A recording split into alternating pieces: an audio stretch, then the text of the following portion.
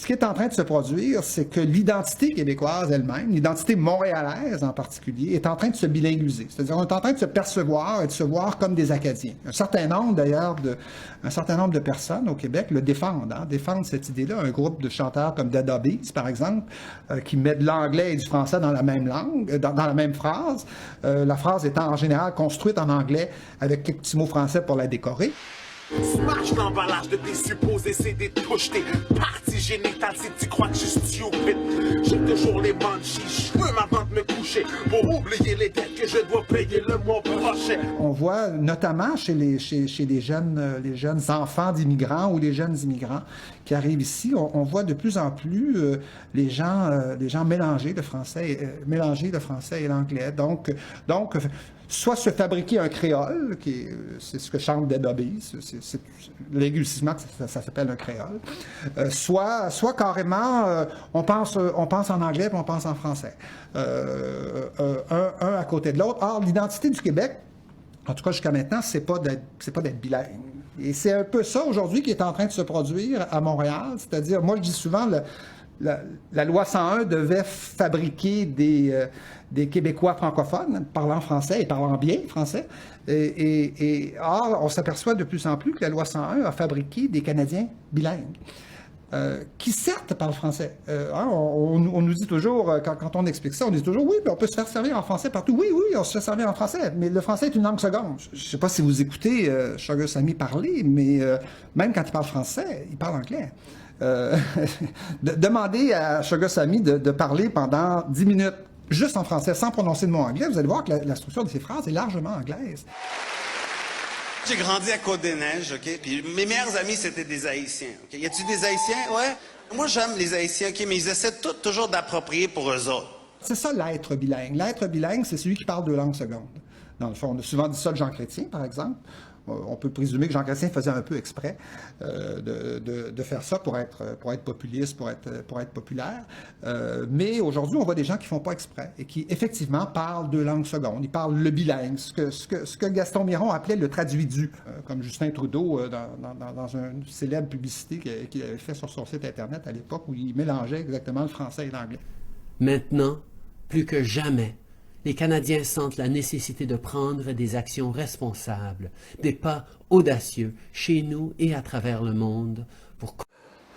L'anglais, c'est facile. Tu pitches des mots ensemble puis ça fait une phrase. Le français, là, il faut savoir un petit peu où on s'en va dans notre phrase. Bonne fête et soyez safe et secure. Avec différentes élections provinciaux. D'avoir un meilleur prix et sécuriser et assurer les emplois à travers le Canada. Justin Trudeau se fait souvent critiquer pour la qualité de son français. C'est vrai, il fait parfois des fautes, mais on sent surtout qu'il cherche souvent ses mots. Moi, j'ai vraiment... Et selon plusieurs linguistes, ces hésitations sont le reflet d'un certain malaise en français, d'un manque d'aisance qu'ont beaucoup de franco-ontariens ou franco-albertains, bref, des francophones en milieu minoritaire. Je crois que Justin Trudeau représente les franco-minoritaires avec sa prestation du français. Je m'identifie définitivement avec le français parlé de Justin Trudeau. Je pense qu'il parle un français qui n'est pas prétentieux. Nous venons tous tout juste de conclure. C'est un francophone comme on en voit tous les jours à l'extérieur du Québec et peut-être même au Québec. Quand Justin Trudeau s'exprime en français, il semble démontrer un certain malaise. C'est plus rigide, moins communicatif. Justin Trudeau, on voit qu'il pense à sa langue quand il parle français. On va pas... je vois pas le truc de complètement se sentir haï par le Canadien, parce que c'est pas vrai. Quand je suis arrivé à Brébeuf, à Montréal, en secondaire 1, j'ai eu beaucoup de misère au début. J'avais des mauvaises habitudes en français. Je faisais des erreurs évidentes. J'ai gardé des fois des échos d'avoir été dans une ville plutôt anglophone dans mon jeune âge. Quand je parle, des fois je fais la même hésitation que M. Trudeau fait avec le « A » mais le « E ». Mais c'est surtout à cause de trouver le bon mot. Moi, je me représente comme francophone, mais la langue auquel c'est plus facile que je m'exprime, c'est en anglais.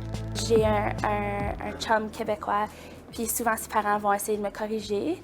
Et ça me sépare un peu des autres. Je trouve ça un peu énervant des fois. Et bien des jeunes francophones en milieu minoritaire le disent. Ils sentent que leur français est scruté à la loupe, qu'on entend plus leurs erreurs que celles d'un Québécois, par exemple. Et ça renforce leur malaise. Je pense qu'il y a une pression encore plus forte sur les francophones en statut minoritaire de parler un français parfait. Sinon, si on parle un français qui n'est pas exceptionnel, on se fait dire qu'on est anglophone ou qu'on est en train de se faire assimiler ou peu importe, qui n'est pas du tout le cas. Parfois, on devrait laisser la chance aux gens de pratiquer leur français sans jugement et sans être impatients parce que leur français n'est pas assez digne de Molière. Le français est une des langues les plus normatives dans le monde, c'est-à-dire une langue où les gens, les Français en particulier, sont obsédés par la correction de la langue. Ils vont te corriger. Et quand tu es francophone minoritaire et tu n'es pas trop sûr, tu as l'impression que ce correcteur-là est toujours autour de toi. Ce qu'on oublie par contre, c'est qu'au Québec, il y a déjà eu ce même malaise, cette même insécurité linguistique, mais par rapport à la France. Ce qui a fait en sorte que les Québécois se sont sentis plus confiants dans leur langue depuis les années 60, c'est entre autres la promotion du français.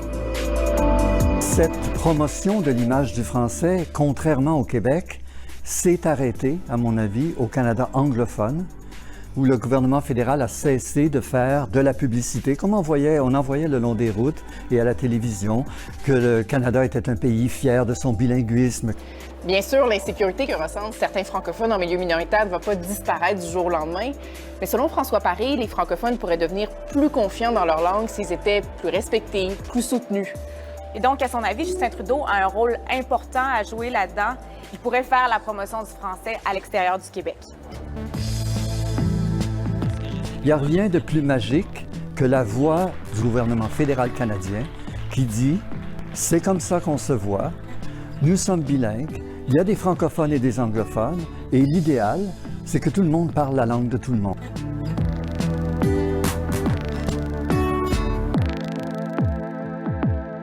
Adresser la montée de l'intolérance entre peuples. C'est pas qu'on devienne des Canadiens anglais qui parlent français. Bon, c'est bien beau le combat de la langue, là, mais c'est pas juste ça. On a beaucoup plus qu'une langue à défendre. On a une civilisation à défendre, un art de vivre, une façon d'être, une façon de fonctionner. Parce qu'aujourd'hui, la mondialisation ne nous demande pas seulement de parler anglais, elle nous demande d'adopter le puritanisme anglo-saxon, par exemple. On nous demande de fonctionner en anglais.